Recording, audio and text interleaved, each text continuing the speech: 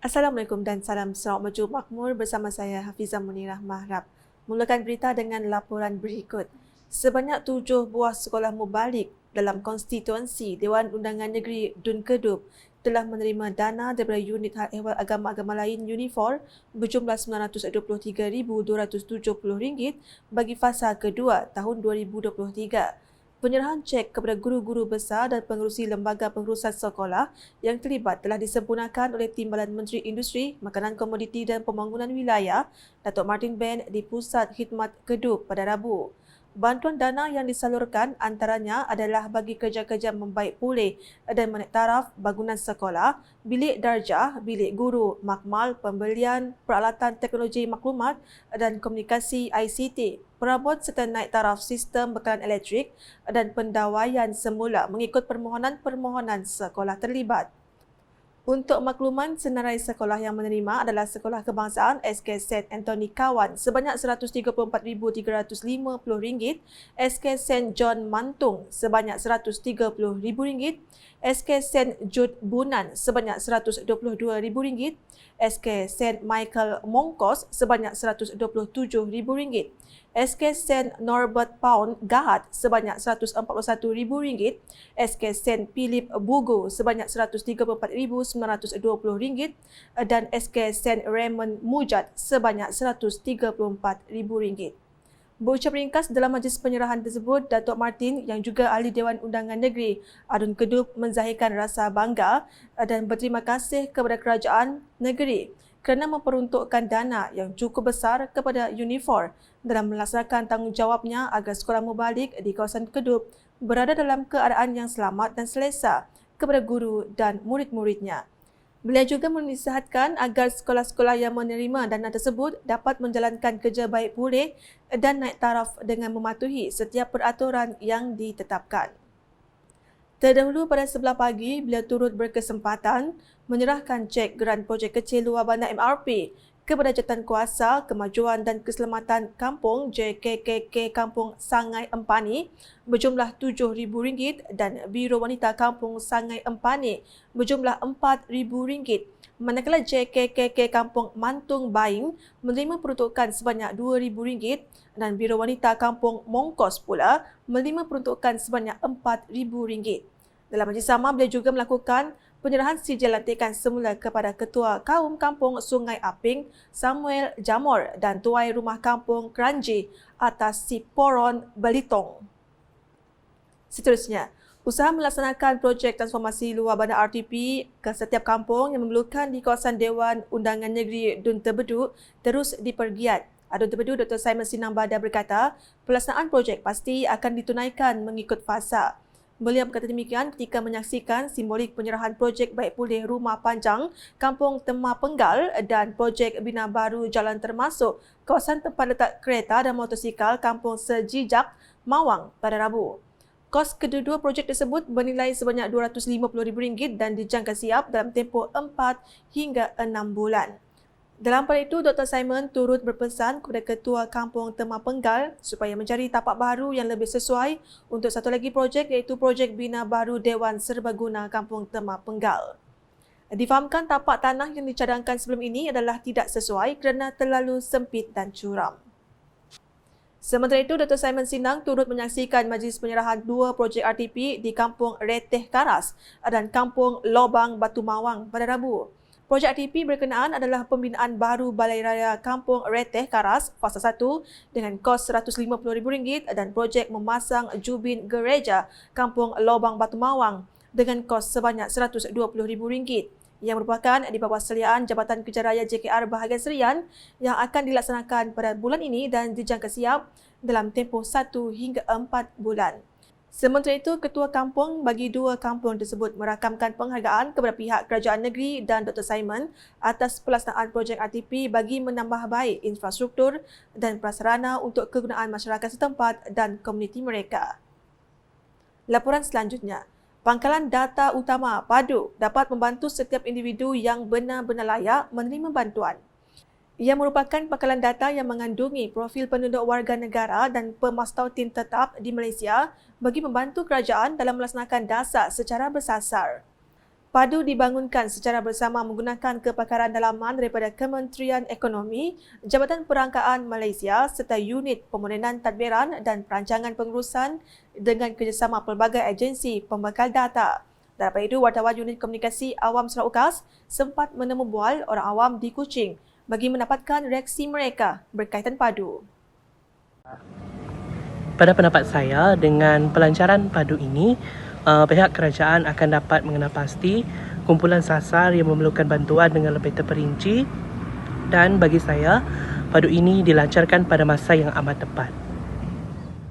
Kepada pendapat saya, melalui sistem padu ini kerajaan dapat mengenal pasti secara holistik mengenai golongan yang betul-betul memerlukan bantuan. Contohnya golongan M40 yang bukan saja golongan B40, di mana kerajaan dapat mengenal pasti golongan M40 ini, dan seperti yang kita tahu ada juga di antara mereka yang mempunyai banyak tanggungan.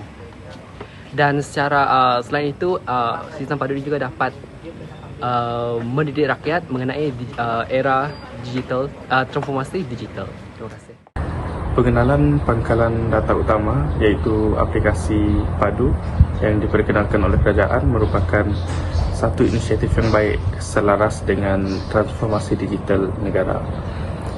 Selain ia dapat memberikan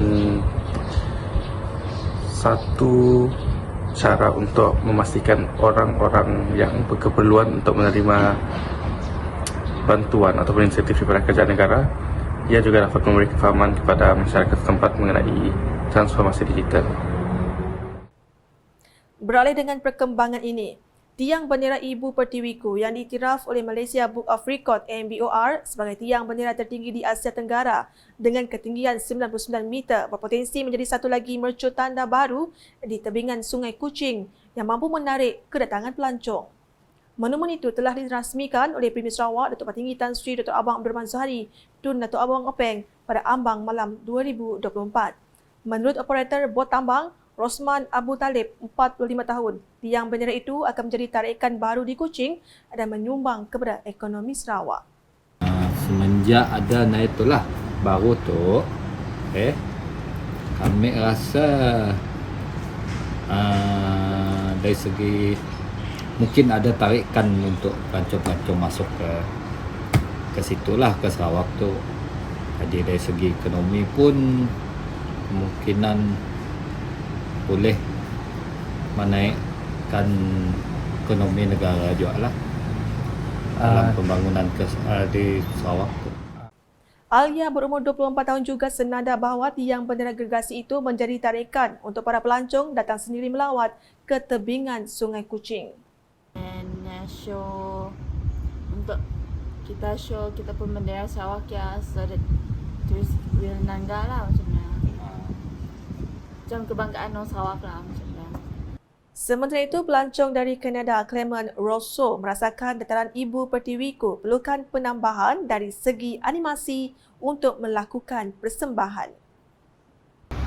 The only one thing I found missing here is the animation. You know? Yeah. Because it's a beautiful place. You have many space around here to produce the big show. Animation for the kid and for every people, every tourist coming here. Sekian edisi Tengah Hari bersama saya Fiza Munirah. Berita lebih lanjut boleh didapati di semua platform media UKAS termasuk portal ukas.sarawak.gov.my dan UKAS Channel di YouTube. Mengakhiri buletin Tengah Hari dengan paparan mengenai Visi Premier 2030 Bandar Pintar Sarawak. #Saluran Informasi Rakyat. Salam UKAS. Visi Premier 2030 Bandaraya Pintar Sarawak.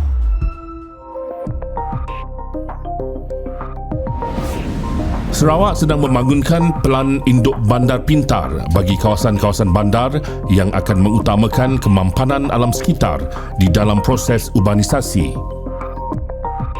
Pelan Induk Bandar Pintar Kuching dibangunkan dengan mobiliti karbon rendah dan infrastruktur bandar pintar sebagai keutamaan yang penting di dalam pembangunan Ibu Negeri Sarawak pada masa hadapan. Dimulakan pada 2019 oleh Majlis Perbandaran Miri dan Sarawak Information System Sdn Bhd Sains. Antara komponen-komponennya termasuklah papan tanda digital, bandar selamat dan taman selamat, perparitan pintar, bas pintar, trak pintar, aplikasi bandar pintar, Miri Cares, pelancongan Miri, Electronic Local Authority 2 ELA2 dan pusat kawalan. Bangunan-bangunan hijau yang mematuhi Indeks Bangunan Hijau GBI, antara yang menyelah termasuk Universiti Teknologi Sarawak UTS di Sibu dan bangunan Dewan Bandaraya Miri. Pusat Operasi Bersepadu Sarawak SIOC merupakan komponen penting di dalam perancangan Bandar Pintar Sarawak dan saling boleh kendali, serta ia adalah sebahagian dari inisiatif Kerajaan Sarawak dari visi yang amat berhormat Datuk Tinggi Dr. Abang Haji Abdul Rahman Zohari bintun Datuk Abang Haji Openg, Premier Sarawak. Penggunaan meter elektrik pintar yang dimulakan oleh Sarawak Energy untuk mempertingkat pengalaman pengguna dan membekalkan perkhidmatan bacaan bil yang tepat berdasarkan penggunaan masa sebenar. Pusat Kawalan Bersepadu adalah yang terkini di pusat lokasi untuk memberi arahan, koordinasi dan membuat keputusan di dalam menyokong respon insiden. Sarawak bakal menjadi contoh kepada negeri-negeri lain di Malaysia dengan perancangan Bandar Pintar. Visi Premier Sarawak Maju 2030.